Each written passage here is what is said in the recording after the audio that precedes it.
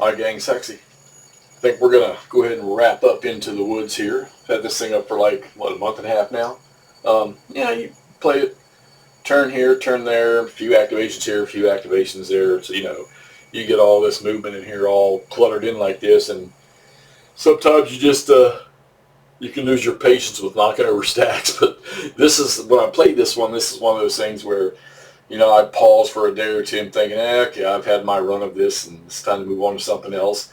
Then you come in here and you do another activation or two. Next thing you know, you've done almost an entire turn played, and you've created a lot of havoc, having fun with it. So, I wanted to get this to the end of the first day, and I've done that, and not quite what the results I wanted. I know that the last hour turn, or the results I was expecting. I know with the last hour turn, there were, every strength point you lose for infantry is like, it's 50 men. Pretty sure that's standard through GBACW. And I know in the last hour turn, I want to say 2,600 casualties was about somewhere in that area. All right, a lot of hits on stuff. The Confederates only have one BC brigade. The Union has, I think, 4 on the map, 3 or 4 on the map right now. Hurlbut's division's pretty much, they're already gone. They're getting chased off. And you might have 3 brigades on there. And the other one's probably borderline. So, like I say, with Confederates sitting there with 1, and he's at fatigue level 3 anyhow. So, Sherman and Cleburne over here, they just back and forth. Try to kick off an attack with Sherman. A lot of his stuff got disrupted because Cleburne's boys are tough. Then tried to do something with Cleburne. They would get disrupted. Even with some of these 7s and 8s, they've got, like I say, he's probably the best brigade out here, or best division or brigade, whatever division. And of course he falls under Hindman. So they are not Hindman, under Hardy. I don't know, they needed more to deal with Sherman. Sherman's guys were not too shabby. Okay, and plus Sherman had a brigade that was way over here at the start of the game. Bragg did a great job. You see the Hornets' Nest in here. They've pretty much taken that.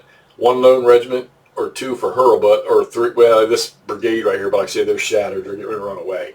So Wallace is probably his largest brigade. They were sitting over here behind Sherman, and we're going to start an attack when all this started to fall apart. So I starting to move Wallace that way.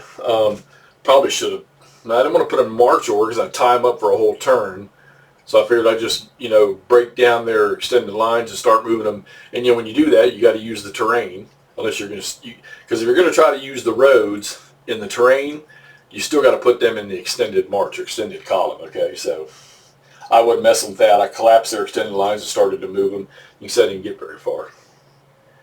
Breckinridge's attack started, and he's still got, 2 brigades that are almost not into the fight yet. He's got 1 up here that is. He's got these 2 back here that are getting ready to get into the fight. But like I say, this 1 brigade from Wallace, he's fixing to turn up in here. Polk, poor Polk.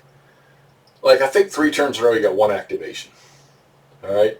He was just starting to get into the fight. His first brigade got in the fight, all got disordered right off the bat. But the other division starting to get into the battle here now, too. So, but like I say, nighttime is falling. Didn't get as much ground as I want. The Confederates took a lot of the beginning fields right off the bat. Of course, the Union, they were routing like crazy right off the bat. But I kind of thought that I would be maybe about this time, like down here around Cloudfield, at least through Wickers, and at least through Duncan. But I was thinking, maybe down in this whole line here, but that just never happened. And with the Union getting ready to get 4.5 divisions through the nightfall, with the Army of the Ohio and the other Wallace division that will come on, yeah, the Confederates don't have nothing else coming. Yeah, they still got a bunch of fight in them, but with 4.5 fresh divisions, or 3.5, whatever it is coming on here, I don't see that happening. So, yeah, I played this for a month and a half, and I've really enjoyed playing this thing, but I don't want to get burnt out, so I think it's time for me to move on to something else. And I think I'm going to chalk this up to, well, the overall battle. Definitely a Union victory, because the Confederates didn't get anywhere near Pittsburgh Landing. And I think even with Polk coming on, because it took so long, and Prentiss able to recover, even though both his brigade leaders are dead.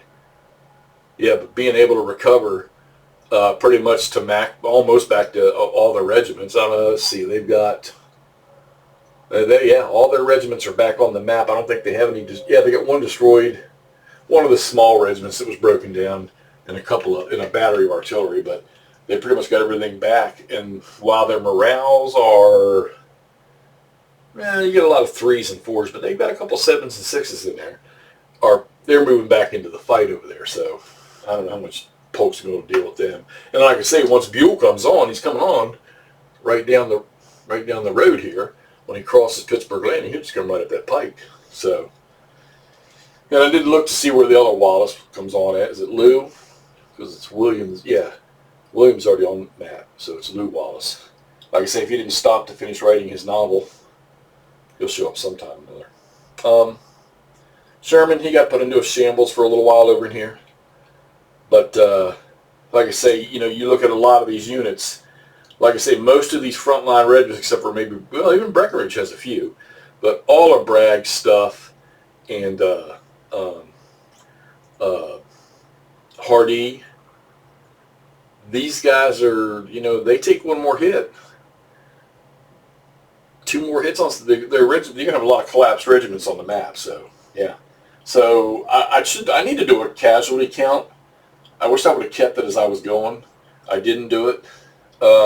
I did get the first initial fields for victories, and the Confederates had like 15 victory points. So, regardless, the overall objective of this for Johnston and Beauregard is a failure. They didn't achieve it. Could they do it with keeping the attack going in the morning, resting through the night, and getting attacked? Well, I don't know. I don't see it, because like I say, the Yanks are going to pile on the field with 4.5 more divisions, fresh divisions. I don't see it happening, and these guys will probably get a chance to recover, because not going to do much fighting in the dark. You're just going to fatigue the hell out of everybody, and they would be worthless for the next day anyhow. So yeah, I think we're going to call it right here. We're going to call this one a very, very decisive or totally complete, but definitely a Union victory, I would say, on this one here, with not using a point system or anything, because I didn't really play it to any specific point in the battle book where you could use victory points for, other than the fields that were taken. So there you go. Into the Woods. This was GMT's Great Battle of the American Civil War. This was Dick Whittaker's first personal creation himself. Had a blast with this if you got it. It's a tough one. Definitely a brain teaser for you. Probably one of the biggest ones in the system.